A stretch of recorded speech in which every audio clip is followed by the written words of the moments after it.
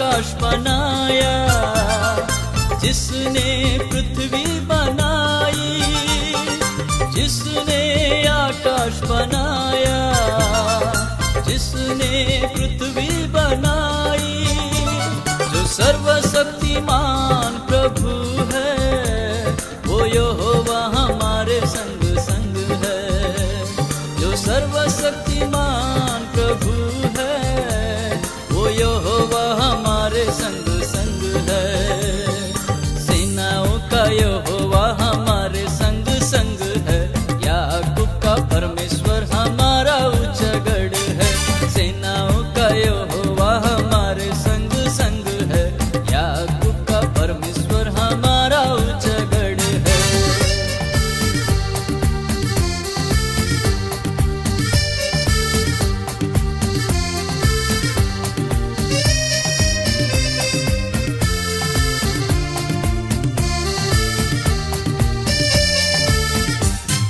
समुंदर को जिसने दो भागा, जंगल में मार्ग निकाला। समुंदर को जिसने दो भागा, जंगल में मार्ग निकाला। जो वायदे को करता है पूरा, वो यहोवा हमारे संग संग है। जो वायदे को करता है पूरा, वो यहोवा हमारे संग संग है। सेनाओं का यहोवा हमारे संग संग है, याकूब का परमेश्वर हमारा उच्चगढ़ है। सेनाओं का यहोवा हमारे संग संग है, याकूब का परमेश्वर हमारा उच्चगढ़ है।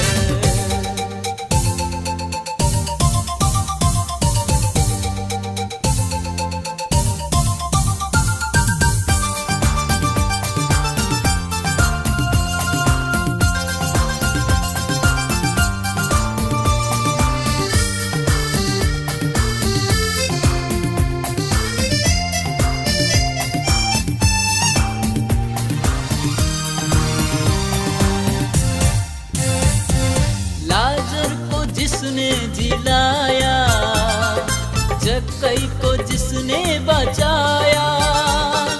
लाजर को जिसने जिलाया, जक्कई को जिसने बचाया। जिसके लिए सब कुछ हो संभव, वो यहोवा हमारे संग संग है। जिसके लिए सब कुछ हो संभव, वो यहोवा हमारे संग संग है। सेनाओं का यहोवा हमारे संग संग है, याकूब का परमेश्वर हमारा उच्चगढ़ है। सेनाओं का यहोवा हमारे संग संग है, याकूब का परमेश्वर हमारा उच्चगढ़ है।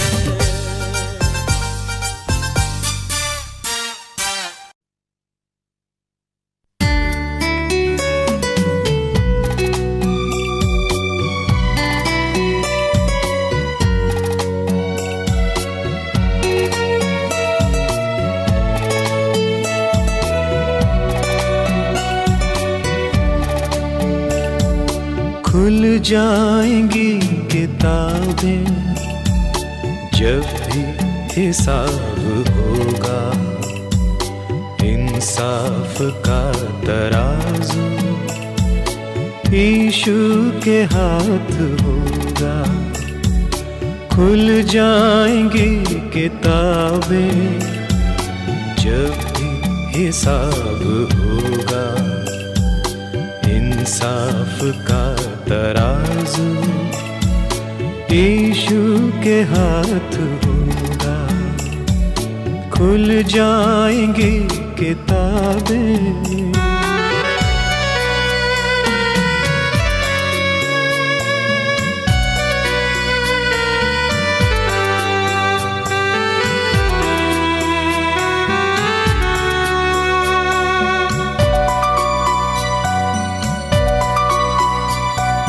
जो भी तू कर रहा है, यीशु वो देखता है। जो भी तू कर रहा है, यीशु वो देखता है हर पल का तुझको इंसान, हर पल का तुझको इंसान, देना हिसाब होगा। इंसाफ का तराजू यीशु के हाथ होगा। खुल जाएंगी किताबें जब भी हिसाब होगा। इंसाफ का तराजू यीशु के हाथ होगा।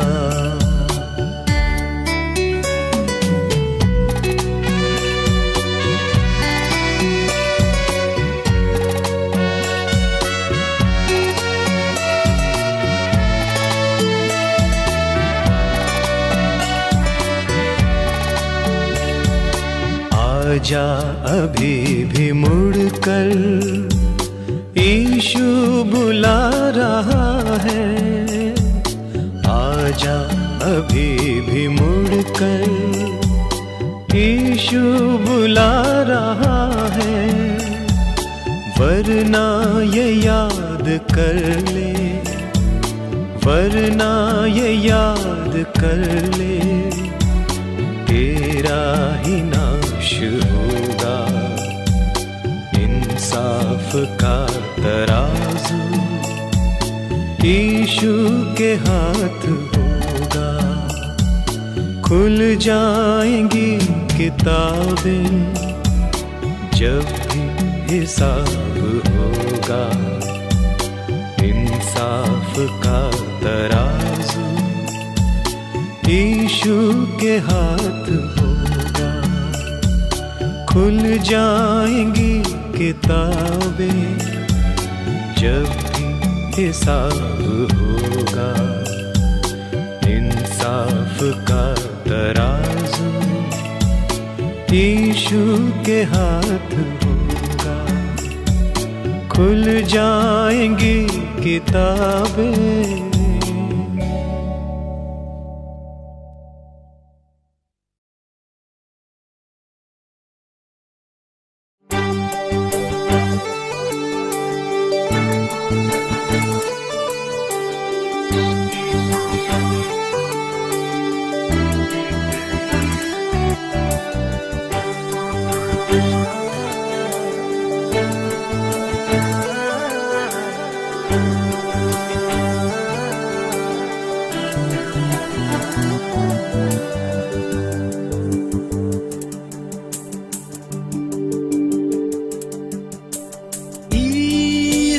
જેવો મિત્ર કોણ છે જેને કહીએ સૌને પાપ, કેવો મોટો હકે આપણે કરીએ અરજ પ્રભુ બાપ.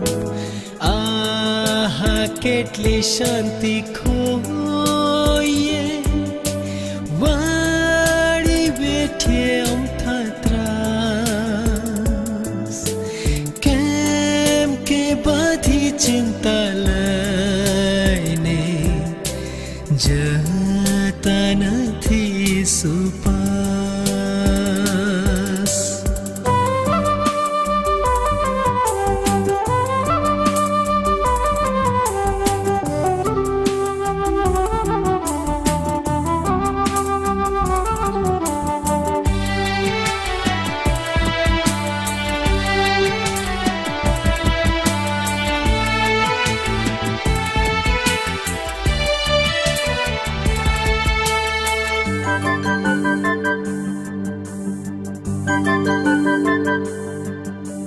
લાલચ તથા પરીક્ષણો અથવા કાંઈ છે સંતાપ, ના હિંમત ના થઈએ કદી પ્રાર્થ વડે જે મળીએ બાપ. જેવો મિત્ર ક્યાંથી દુઃખોમાં જેલે છે ભાગ. પ્રાર્થ વડે મળે ઈસુને, નિર્બળનો ન કરે ત્યાગ.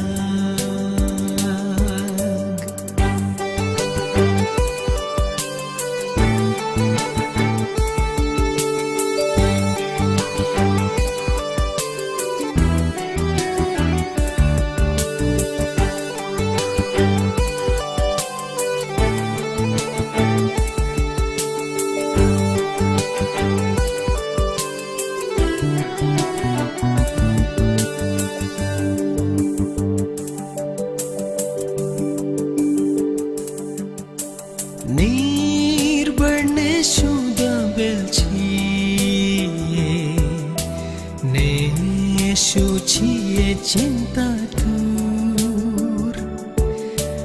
આપણો આશ્રય મૂલવાન તારનાર, મદદ કરવા છે આતુર.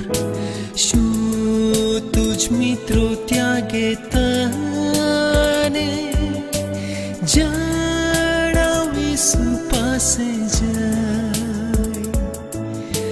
હાથમાં લઈ તે રક્ષણ કરશે, આરામ તને મળશે તઈ.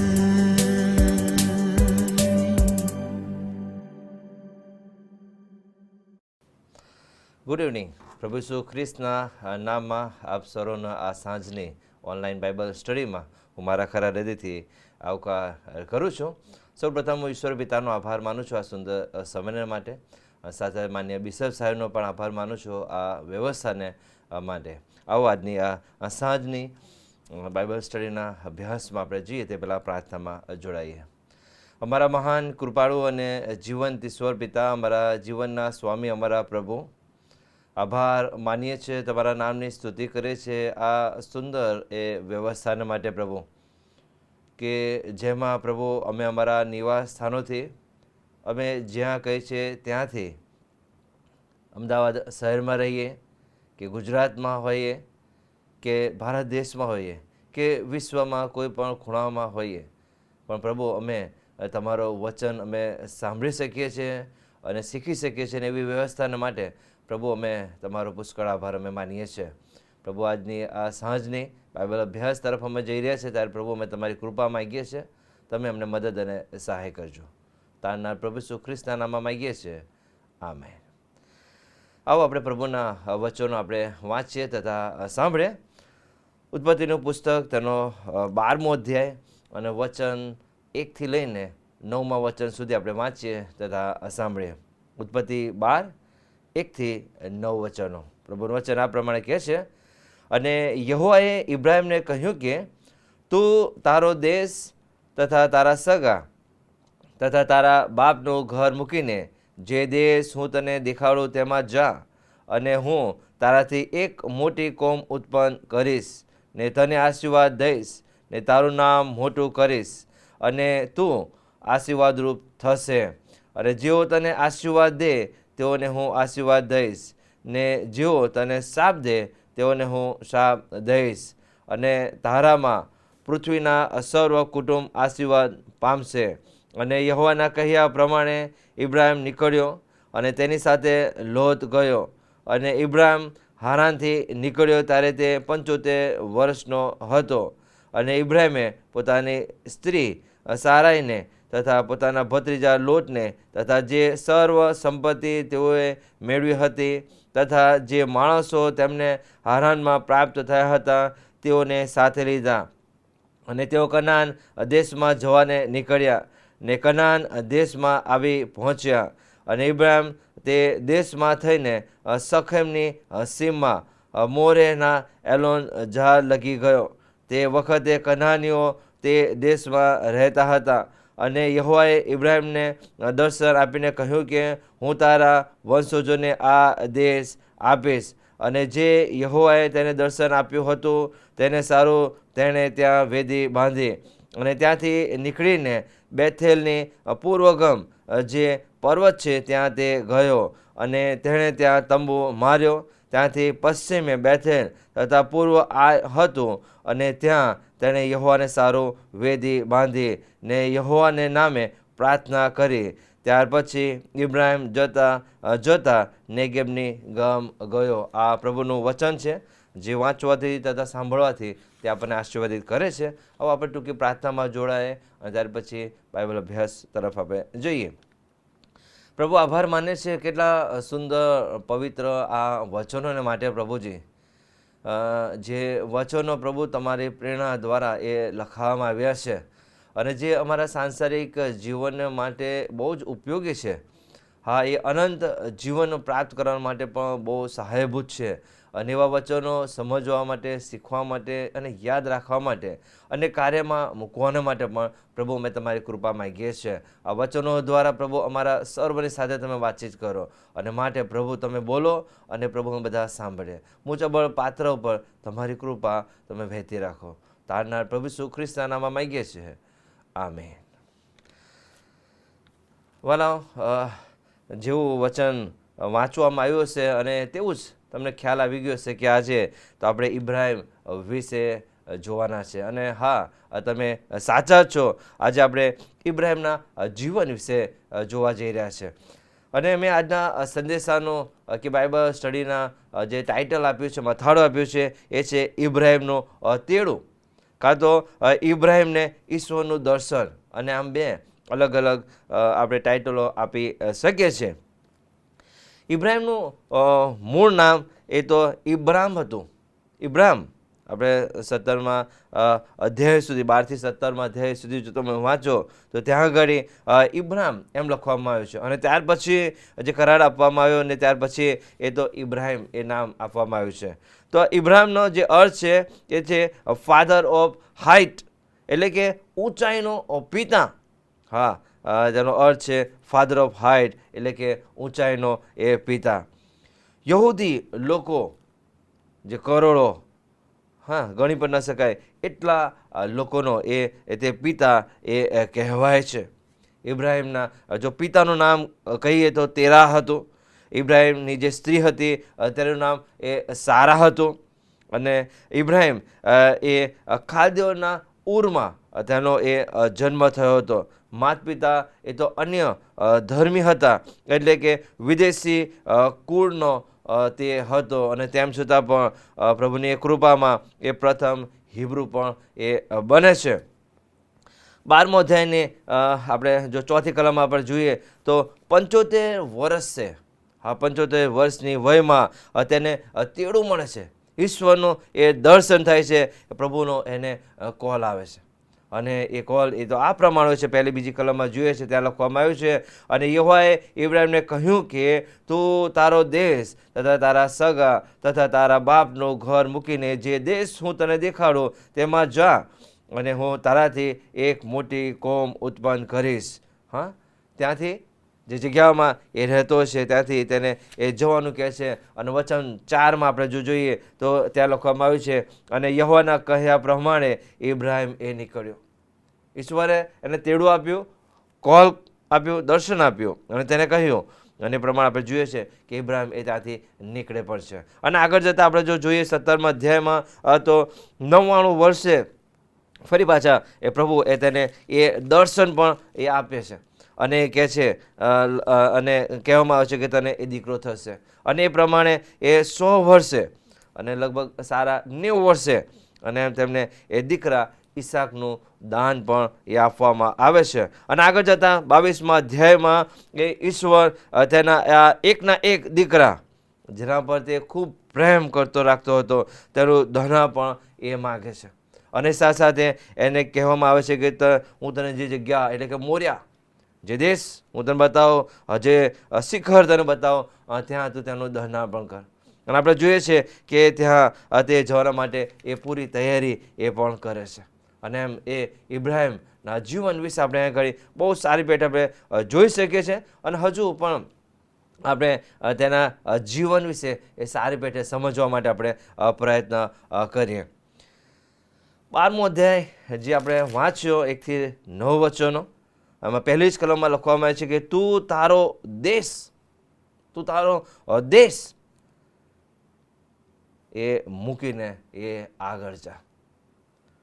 દેશ, વતન, દેશને આપણે વતન પણ કહી શકીએ છીએ, કારણ કે જે દેશ વિશે લખવામાં આવ્યું છે, જે વતન વિશે લખવામાં આવ્યું છે, એ તેનો પોતાનો જ હતો. જ્યાં ગાડી એ 75 વર્ષ સુધી કદાચ એ ત્યાં રહ્યો હતો, મોટો થયો હતો, ઉછેર્યો હતો. એ આબોહવા વિશે, એ જગ્યા વિશે કહીએ તો એ ત્યાં આગળ એ સભાન હતો.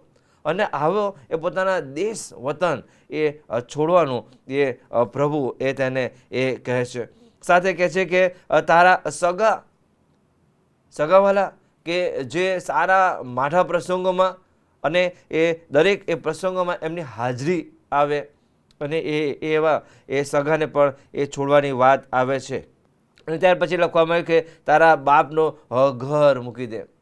હા, એ બાપનો એ ઘર મૂકવાનું વિશે કહે છે કે જે બાપે તેના માટે કદાચ એ બહુ જ પ્રેમથી, બહુ જ મહેનત સાથે અને બહુ જ ધીરજ સાથે એ ઘર એ બનાવ્યું હતું, અને એ પણ એ મૂકીને એ જવાનું કહે છે. અને ક્યાં? એ નવા વતનમાં, નવી જગ્યાએ એ જવાની એ વાત એ કહેવામાં આવે છે. સેંકડો એ માઇલ એ દૂર એ મુસાફરી કરવા વિશે તેને કહેવામાં આવે છે. એ સાથે સાથે એવી મુસાફરી એ શરૂઆત કરે છે ત્યારે એને ખબર પણ નહીં હોતી કે તેને એ ક્યાં જવાનું છે, કેટલી એ લાંબી એ મુસાફરી છે. એ જગ્યા વિશે પણ એ વાકેફ નહોતો. હાલના જમાનામાં આપણે જોઈએ તો ઘણી બધી ટેકનોલોજી વધી ગઈ છે. હા ને, આપણે મોબાઈલ દ્વારા, નેટ દ્વારા આપણે કોઈ જગ્યા પર જો જવાના હોય તો અગાઉથી આપણે એ જોઈ લઈએ છીએ કે એ જગ્યા કેવી છે, ત્યાંનું વાતાવરણ કેવું છે, ત્યાં રહેવાની વ્યવસ્થા કેવી છે, અને એ બધું આપણે પહેલેથી ચકાસી લેતા હોય છે, જોઈ લેતા હોય છે, જેથી આપણે તકલીફ ના પડે. અને ત્યાર પછી આપણે એ મુસાફરી એ શરૂ કરતા હોય છે. વહાલાઓ, અહીંયા આગળ ઇબ્રાહિમને જ્યારે કહેવામાં આવે છે એ સેંકડો માઇલ જવાની વાત આવે છે, અને એ તે જવાને માટે એ નીકળી પડે છે. આ 4થી કલમમાં એ બાબત લખવામાં આવે છે કે ઇબ્રાહિમ એ નીકળી પડ્યો. પસંદગીની જો બીજી બાબત આવે, જે કસોટી જે ઈશ્વર દ્વારા થઈ એ આજ્ઞાધીન થવાની જે બાબત છે, તેની પસંદગી અને એ આજ્ઞાધીનને એ લીધે એ વિશ્વાસનો એ બહુ મોટો એને બદલો પણ તેને એ મળે છે. અને કયો બદલો મળે છે એ આપણે વાંચ્યું છે આગળ જતાં એ કે સારા જે 90 વર્ષની હતી, અને બીજી તરફ ઇબ્રાહિમ એ 100 વર્ષનો હતો, અને તેને બાળક આપવાની જે વાત આપણે આગળ જતાં 17મા અધ્યાય પર જોઈએ છે, એ બાળક એ આપવાની એ વાત એ કહેવામાં આવે છે. વિચારી પણ શકાય નહીં, આટલી વયોવૃદ્ધ હોવા છતાં પણ તેમને બાળકનું દાન મળશે. અશક્ય આપણને લાગી રહ્યો છે, પણ ઈશ્વરના દ્રષ્ટિમાં એ સર્વ એ શક્ય બન્યું. અશક્યમાંથી એ પ્રભુએ અશક્યમાં એ પરિવર્તન કર્યું, અને ઈસાકનું એ દાન આપવામાં આવ્યું. દીકરા તરીકેનું એ દાન એટલી વયોવૃદ્ધમાં પણ તેમને એ આપવામાં આવ્યું. અને ઈસાકનો જો અર્થ આપણે જોઈએ તો હસાવનાર. ઈસાકનો અર્થ છે હસાવનાર. અને ખરેખર ઈશ્વરે એ સારાને એ વૃદ્ધાવસ્થામાં રુદનને બદલે એ હાસ્ય આપ્યો. અને આપણે 21મો અધ્યાય 6ઠી કલમમાં એ બાબતે લખવા મળે છે, અને ત્યાં સારા કહે છે કે મને તેણે હસાવી. હા, એ પ્રભુએ એ બાબત એ અશક્યમાંથી એ શક્યતામાં એ બદલી નાખી. યાકૂબના પત્રમાં આપણે જો જોઈએ તો 2 અધ્યાય 23મી કલમમાં ઇબ્રાહિમ વિશે આ પ્રમાણે તે લખે છે. ઇબ્રાહિમે ઈશ્વર પર વિશ્વાસ કર્યો, તેને સારો એ ન્યાયપણા તરીકે એ ગણવામાં આવ્યો, અને તેને ઈશ્વરનો મિત્ર પણ એ કહેવામાં આવ્યો. ઈશ્વરના એ મિત્ર તરીકે પણ એ ગણવામાં આવ્યો. અને ક્યારે? કે ઈશ્વર પર તેણે વિશ્વાસ કર્યો, અને તેને કારણે એ ઇબ્રાહિમ વિશે આપણે જો આગળ જઈએ તો એ 99 વર્ષે એ તેને એ દર્શન થાય છે, અને જે ઇબ્રાહિમને ઇબ્રાહિમમાંથી ઇબ્રાહિમ તરીકે નામ આપવાની વાત એ કરવામાં આવી, જે કોલ કરાર કરવામાં આવ્યો એ આપણે 17મો અધ્યાય 4થી ને 5મી કલમમાં આપણે જોઈએ છે. અને એ જ તેના એ વિશ્વાસનું જાણે કે પરિણામ હતું. અને એ માટે જ જાણે કે તેને ઈશ્વરનો એ મિત્ર તરીકે પણ એ કહેવામાં એ આવે છે. હિબ્રુઓના પત્રમાં આપણે જો વાંચીએ તો ત્યાં બીજી પણ બાબતો એ લખવામાં આવી છે 11મો અધ્યાયના 8મી કલમમાં કે વિશ્વાસે ઇબ્રાહિમ જે સ્થળ વારસામાં પોતાને મળવાનું હતું ત્યાં જવાનું તેડું મળ્યાથી આજ્ઞાધીન થયો. એટલે પોતે ક્યાં જાય છે એ ન જાણ્યા છતાં તે ચાલી નીકળ્યો. કેટલો મોટો એ વિશ્વાસ, કેટલો મોટો એ વિશ્વાસ એ ઈશ્વર માટેનો હતો એ આપણે એ જોઈ શકીએ છીએ. આમ ઈશ્વર તરફથી ઇબ્રાહિમને એ એક ખાસ પ્રકારનું જાણે કે એ પ્રેક્ટિકલ તેને એ આપવામાં એ આવ્યું હતું. ઇબ્રાહિમે ઈશ્વરના વચનો પર વિશ્વાસ અને ભરોસો રાખ્યો, અને એટલું જ નહીં પણ તેને પ્રતીક્ષા પણ કરી. વિશ્વાસ રાખ્યો, ભરોસો રાખ્યો અને લાંબી અને પ્રતીક્ષા પણ કરી. નીકળ્યો ત્યારે 75 વર્ષનો હતો. બાળકનું જે દાન મળે છે ત્યારે એ 100 વર્ષનો થાય છે, અને લગભગ એ 25 વર્ષ પછી એ બાળકનું દાન મળશે. ને કેટલો મોટો એનો એ ભરોસો હતો, વિશ્વાસ હતો, અને કેટલી લાંબી એની પ્રતીક્ષા પણ હતી, અને જેનું ફળ એ તેને એ મળે છે. અને આ જ એ ખાસ લક્ષણને કારણે એ વિશ્વાસના પિતા તરીકે પણ તેને એ ગણવામાં આવે છે. અને તે વચન પણ આગળ જતા વર્ષો પછી એ પરિપૂર્ણ થતું પણ આપણને એ જોવા મળે છે. ઇબ્રાહિમ વિશે આપણે થોડુંક વિચાર કરીએ તો એ સંપૂર્ણ માણસ ન હતો.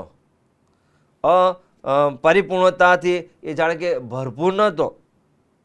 અપરિપૂર્ણતા તેનામાં હતી, કાં તો ખામીઓ હતી, સ્થિતિ હતી, અને એમ અપરિપૂર્ણ હોવા છતાં પણ તે પ્રભુ પર એ વિશ્વાસ કરતો હતો, અને તેને કારણે તેને ખાસ મિત્ર તરીકે પણ એ સમજવામાં આવે છે. જે અપરિપૂર્ણતા હતી એ આપણે 16મા અધ્યાયમાં આપણે જે જોઈએ છીએ, અને ત્યાં આગળ આપણે જોઈએ છીએ કે હાગારને એ દુઃખ આપવાની વાત આવે છે. તારે સારાને કહે છે કે તે તારા હાથમાં છે, અને આપણે જોઈએ છીએ કે સારા એ હાગારને એ દાસીને એ દુઃખ આપે છે, અને એ ખમી ન શકે એટલે સુધી દુઃખ આવે છે, અને એને રઝળતી પણ એ મૂકી દેવામાં આવે છે. અને એ બાબત આપણે ત્યાં જોઈએ છે. એ ધારત તો તેનો એ બચાવ એ કરી શકત. આગળ આપણે 20મા અધ્યાયમાં જોઈએ તો તે સારાને એ પોતાની એ બહેન તરીકે એ સંબોધે છે, બીકને કારણે કે મને કદાચ આ ગેરારના એ રાજા જે અબીમેલેક છે એ કદાચ સારાને લીધે મને મારી નાખશે. અને એ બીકને કારણે એ પોતાની પત્નીને એ બહેન તરીકે એ સંબોધે છે. અને આમ ઇબ્રાહિમના જીવનમાં થોડીક અપરિપૂર્ણતા આપણે જોઈ શકીએ છીએ. અને આગળ જોઈએ છે કે 22મા અધ્યાયમાં એ સમય જતાં એ ઈશ્વર ઇબ્રાહિમ પાસે એક માંગણી અને એક પરીક્ષા એ મૂકતા પણ આપણે જોઈએ છે. અને પરીક્ષા અને જે માંગણી હતી એને એ છે કે ઈસાકનું દહનાળપણ. ઈશ્વરની જે માંગણી હતી એ આપણે જોઈએ છે એ 22મા અધ્યાયમાં, 22મો અધ્યાય અને 3જી કલમમાં આપણે જોઈએ છે તો ત્યાં આગળ એ ઇબ્રાહિમ પાસે એ માંગણી હોય છે કે તું મને તારો એકનો એક દીકરો, જેના પર તું એ પ્રેમ કરે છે, ત્યાં લખવામાં આવ્યું છે તારો એકનો એક દીકરો, અને ઈસાક જેના પર તું પ્રીતિ કરે છે તેને લઈને મોરિયા દેશમાં જા. દહનાળપણ માટે મોરિયા દેશમાં એ જવાની એ વાત એ લખવામાં આવે છે. અને આપણે જોઈએ છે કે 3 દિવસની એ મજલ એ કાઢીને એ લખવામાં આવ્યું છે કે 3 દિવસની મજલે જતાં એ પહોંચે છે. તો પ્રથમ જે બાબત આપણે જોઈએ છે કે પોતાના દીકરાને જે બલિદાન આપવાની વાત આવે છે ત્યારે એ પણ પાછું એ રાખતો નથી. અને એ વહેલી સવારે લખવામાં આવે છે કે મોટી સવારે એ ઉઠ્યો, એને ખબર હતી કે મારો દીકરાનું એ દહનાળપણ થવાનું છે. તો એણે પોતાની એ પત્નીને સારાને પણ કહ્યું નહીં કે થોડો પ્રેમ, તારે જે કરવો એ કરી લે તું. એ ધારે તો એ મોડો પણ ઉઠ્યો હોત અને થોડોક સમય એ પોતાના દીકરા પાસે પણ એ વિતાવ્યો હોત, પણ તેણે એ સમય પણ એ વિતાવ્યો નહીં. અને પ્રભુને જે કહ્યું અને એ પ્રમાણે એ તરત એ નીકળી ગયો. વહેલી સવારે એ ઉઠ્યો, ગધેડા ઉપર એ જીન બાંધ્યું, જુવાનોને લીધા અને લાકડા એ ચીર્યા અને એ પ્રમાણે પોતાની મુસાફરી એ તેણે કે એ શરૂ કરી દીધી. અને એમ ઈશ્વર ની જે માંગણી હતી એ પૂરી કરવા માટે એ પોતાની જાતને પણ તેણે કે અટકાવી નહીં અને એ પ્રમાણે પ્રભુએ કહ્યું અને એમ ઈશ્વરને એ આપવા માટે એ નીકળી પડે છે.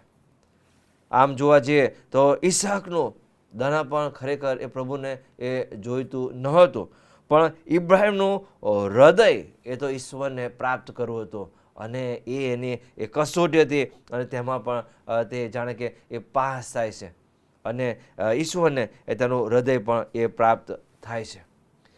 બાઇબલમાં ઇબ્રાહિમનું નામ એ ખાસ અને અદ્વિતીય રીતે એ લખવામાં એ આવ્યું છે. દેવના જે પસંદ કરેલા જે સેવકો હતા તેમાં ઇબ્રાહિમ એક ખાસ પ્રકારને એ આગેવાની એ લેનાર એ બને છે.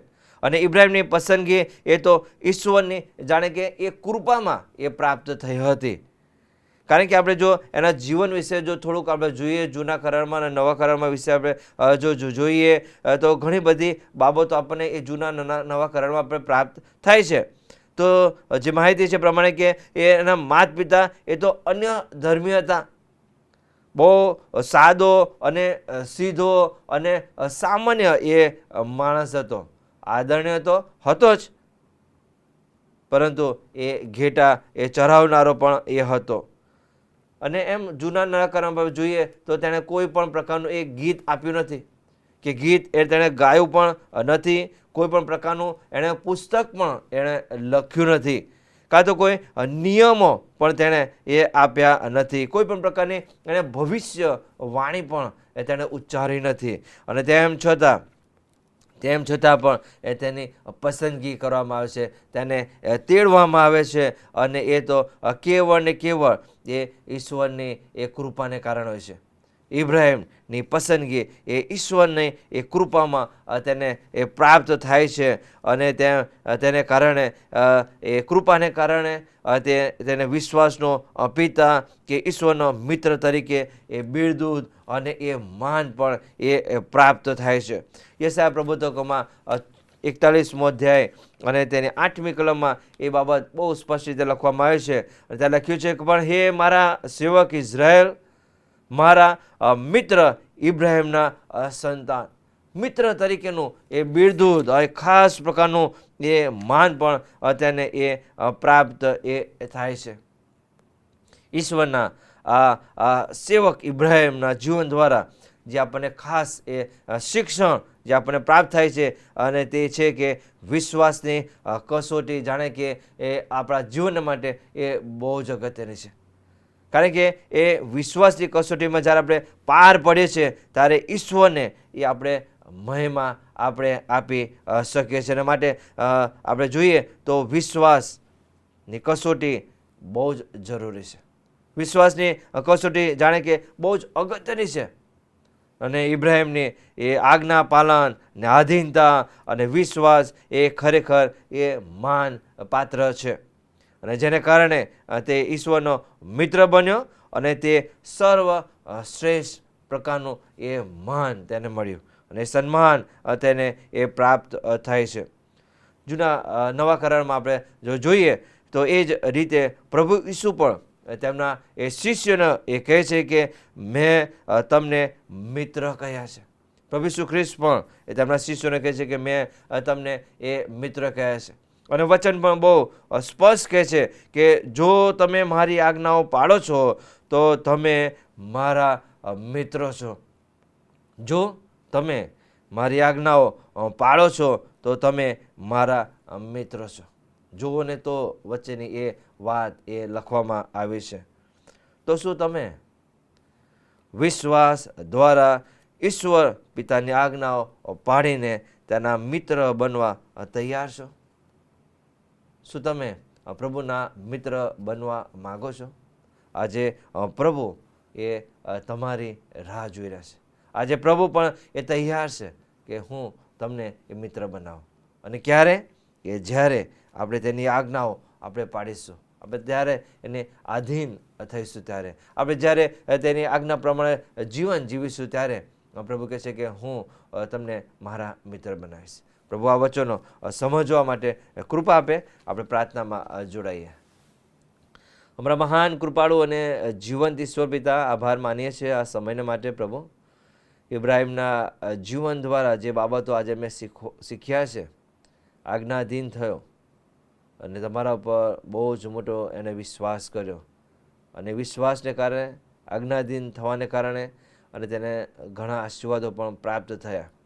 પ્રભુ, અમને પણ તમારી આજ્ઞાઓ પાળવાના માટે, તમારા પર વિશ્વાસ રાખવા માટે પ્રભુ તમે અમને કૃપા આપજો, એવી આ સમયે અમે પ્રાર્થનામાં માગીએ છીએ. આ અમારી પ્રાર્થના વિનંતી પ્રભુ ઈસુ ખ્રિસ્તના નામમાં માગીએ છીએ. આમેન. પ્રભુને શીખવેલી પ્રાર્થના આપણે સાથે સાથે બોલીશું. ઓ આકાશમાં અમારા બાપ, તમારું નામ પવિત્ર નામ, તમારું રાજ્ય હો, જેમ આકાશમાં તેમ પૃથ્વી પર તમારી ઈચ્છા પૂરી થાવ. દિવસની અમારી રોટલી આજે અમને આપો, જેમ અમને માફ કર્યા છે તેમ તમે અમારું ઋણ માફ કરો. અમને પરીક્ષામાં ન લાવો, ગુનાથી અમારો છૂટકો કરો, કેમ કે રાજ્ય તથા પરાક્રમ તથા મહિમા સર્વકાળ સુધી તમારા છે. આમેન. છેલ્લો આશીર્વાદ આપણે સ્વીકારીએ. હવે આપણા તારનાર પ્રભુ ઈસુ ખ્રિસ્તની કૃપા, ઈશ્વર પિતાનો પ્રેમ ને પવિત્ર આત્માની સંગત આપણ સર્વની સાથે હમણાંથી લઈને સદા સર્વકાળ સુધી હોજો. આમેન.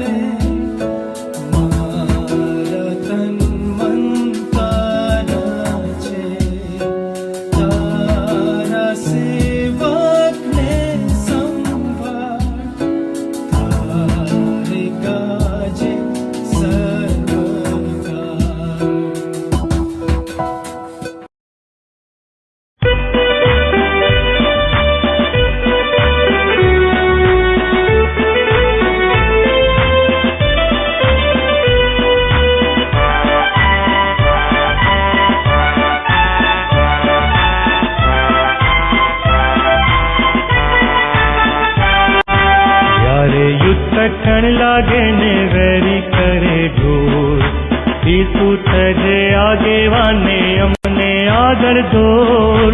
જોખમ વાળી જગાઓમાં તને ઝાલીશું, ચિંતા તજી તારી પાછળ ચાલીશું.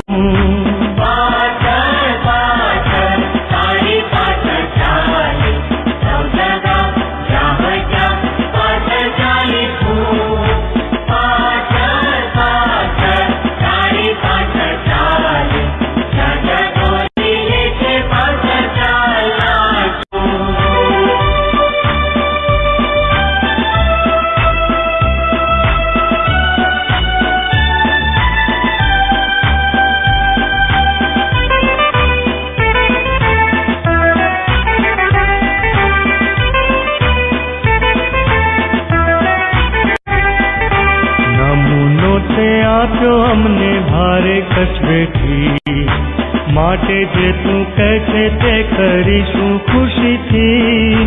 તારો નમૂનો લઈને આજ્ઞા પાડીશું, પ્રીતિ થકી તારી પાછળ ચાલીશું.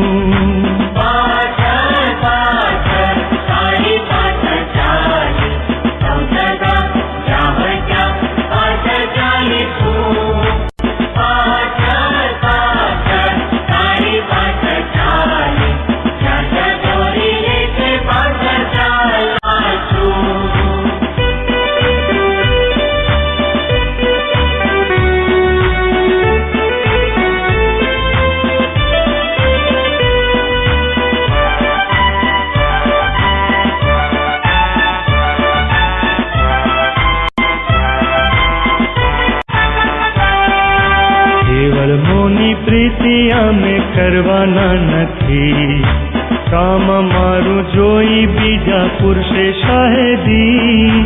દેવનું કામ કરવામાં પૂરું મન પણ રાખીશું, દુઃખ વેઠીને તારી પાછળ ચાલીશું.